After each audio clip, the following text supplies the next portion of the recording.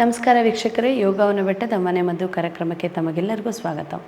ಮಕ್ಕಳ ಸಮಸ್ಯೆಗಳಲ್ಲಿ ಕೆಮ್ಮು ಅಂತಕ್ಕಂಥದ್ದು ವಿಪರೀತವಾದ ತೊಂದರೆ ಕೊಡ್ತಕ್ಕಂಥ ಸಮಸ್ಯೆ ಆಗಿರುತ್ತೆ. ಮಕ್ಕಳು ಕೆಮ್ಮೋದನ್ನು ಖಂಡಿತವಾಗ್ಲೂ ತಾಯಿ ತಂದೆಯರಿಗೆ ನೋಡಲಿಕ್ಕೆ ಸಾಧ್ಯ ಇಲ್ಲ.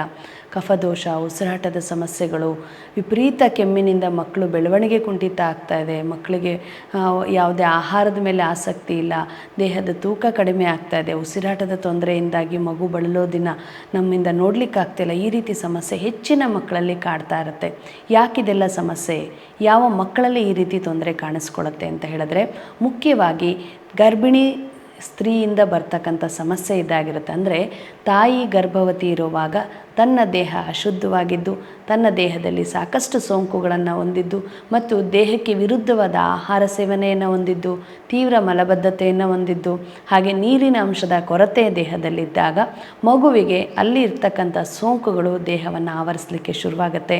ಇನ್ನು ಮಗು ಹುಟ್ಟಿದ ನಂತರವೂ ಕೂಡ ತಾಯಿ ದೇಹ ಶುದ್ಧವಾಗಿಲ್ಲದೆ ತಾಯಿ ಆರೈಕೆ ಮತ್ತು ಮಗುವಿನ ಆರೈಕೆಯಲ್ಲಿ ನಾವು ಎಡುತ್ತಾ ಹೋದಾಗ, ತಾಯಿ ಬಾಣಂತನದಲ್ಲೂ ಕೂಡ ಇದೇ ರೀತಿ ಸಮಸ್ಯೆಗಳನ್ನು ಮಾಡಿಕೊಂಡಿದ್ದು ಮಗುವಿನ ಆರೈಕೆಯಲ್ಲಿ ಎಡುವುದಾಗ ಈ ಸಮಸ್ಯೆ ಅಂತಕ್ಕಂಥದ್ದು ದೇಹದ ಒಳಭಾಗದಲ್ಲೇ ಬೆಳೀಲಿಕ್ಕೆ ಶುರುವಾಗ್ತಾ ಹೋಗುತ್ತೆ. ಅಂದರೆ ಕಫದ ಸಂಗ್ರಹವಾಗ್ತಾ ಹೋಗ್ತದೆ. ಮಗು ಬೆಳೀತಾ ಬೆಳೀತಾ ಆಹಾರ ಸೇವನೆ ಮಾಡಲಿಕ್ಕೆ ಶುರುವಾಗುತ್ತೆ.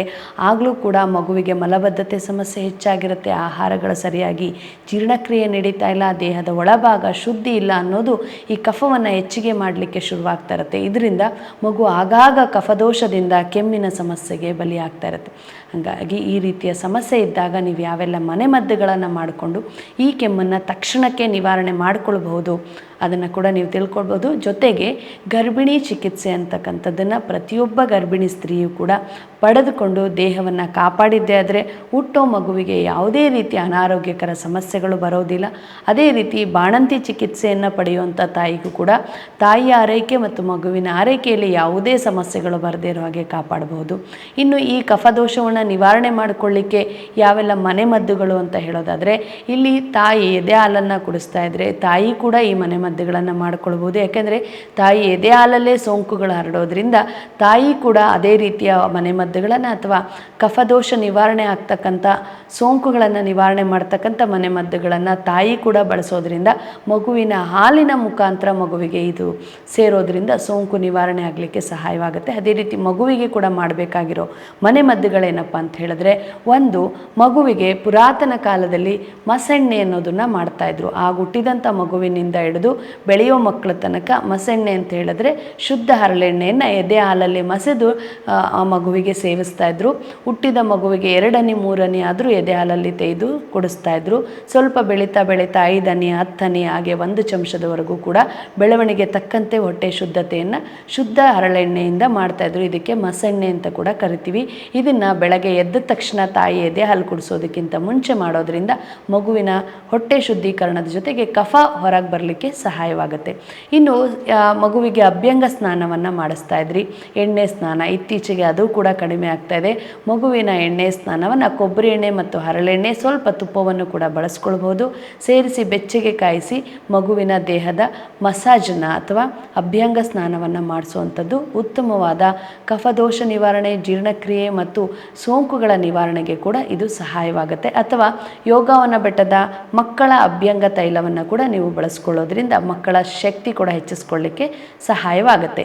ಇದಾದ ಬಳಿಕ ಮಕ್ಕಳಿಗೆ ಜಾಯ್ಕಾಯಿ ಬಜೆಯನ್ನು ತೆಗೆದು ಮಗುವಿನ ನಾಲಿಗೆಯಲ್ಲಿ ಇಟ್ಟು ಹಾಲನ್ನು ಕುಡಿಸೋದ್ರಿಂದ ಕೂಡ ಜೀರ್ಣಕ್ರಿಯೆ ಚೆನ್ನಾಗಾಗೋದ್ರ ಜೊತೆಗೆ ಕಫದೋಷವನ್ನು ನಿವಾರಣೆ ಮಾಡಿಕೊಳ್ಬೋದು.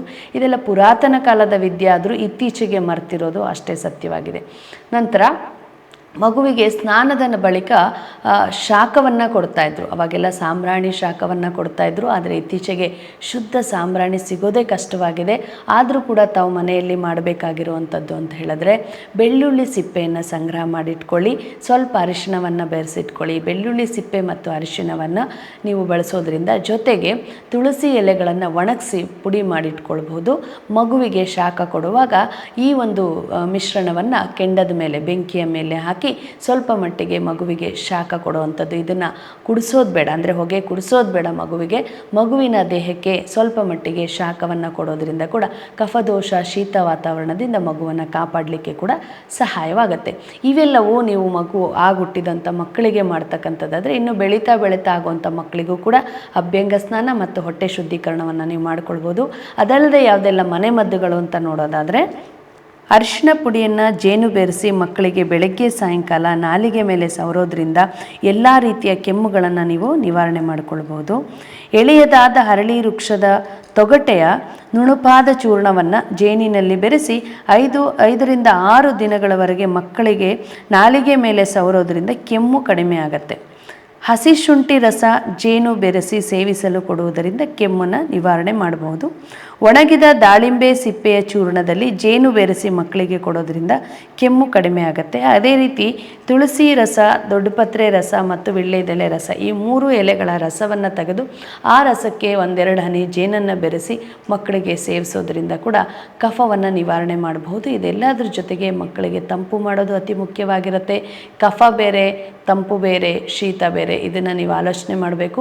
ದೇಹದಲ್ಲಿ ಉಷ್ಣತೆ ಹೆಚ್ಚಾಗ್ತಾ ಹೋದರೆ ನೀವೇನೆಲ್ಲ ಮನೆಮದ್ದುಗಳನ್ನು ಮಾಡ್ತಾ ಹೋಗ್ತೀರಾ, ಇದರಿಂದ ದೇಹದ ಉಷ್ಣತೆ ಹೆಚ್ಚಾಗೋದ್ರಿಂದ ಉರಿ ಮೂತ್ರ, ಮಲ ವಿಸರ್ಜನೆಯಲ್ಲಿ ಕಷ್ಟ ಮತ್ತು ಮಕ್ಕಳಿಗೆ ಸಾಕಷ್ಟು ಸಮಸ್ಯೆಗಳಾಗಬಹುದು. ಹಾಗಾಗಿ ದೇಹದ ತಂಪು ಮತ್ತು ಹೊಟ್ಟೆ ಶುದ್ಧಿಗಳನ್ನು ಕೂಡ ಮಾಡಿಕೊಳ್ತಾ ಮನೆಮದ್ದನ್ನು ಮಾಡೋದ್ರಿಂದ ಮಗುವಿಗೆ ಯಾವುದೇ ರೀತಿ ಸಮಸ್ಯೆ ಇರೋದಿಲ್ಲ. ಮತ್ತು ಮನೆಮದ್ದುಗಳನ್ನು ಮೇಲಿನ ಮೇಲೆ ಎಲ್ಲವನ್ನೂ ಒಂದೇ ದಿವಸ ಮಾಡ್ತಾ ಹೋಗಬೇಡಿ.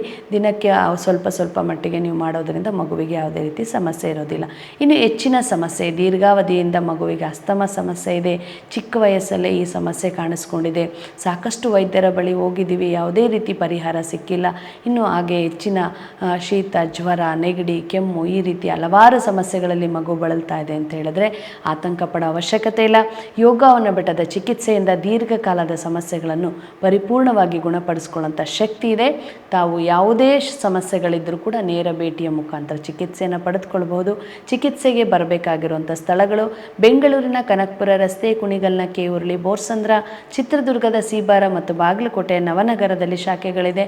ನಿಮಗೆ ಹತ್ತಿರವಾಗ್ತಕ್ಕಂಥ ಶಾಖೆಯನ್ನು ಗುರುತಿಸಿ ಕರೆ ಮಾಡಿ ನಿಮ್ಮ ಅಪಾಯಿಂಟ್ಮೆಂಟನ್ನು ತೆಗೆದುಕೊಂಡು ತಾವು ಭೇಟಿ ಮಾಡಬಹುದು. ಗುಣವಾಗದ ಕಾಯಿಲೆಗಳಿಗೆ ಯೋಗವನ ಬೆಟ್ಟ. ನಮಸ್ಕಾರ.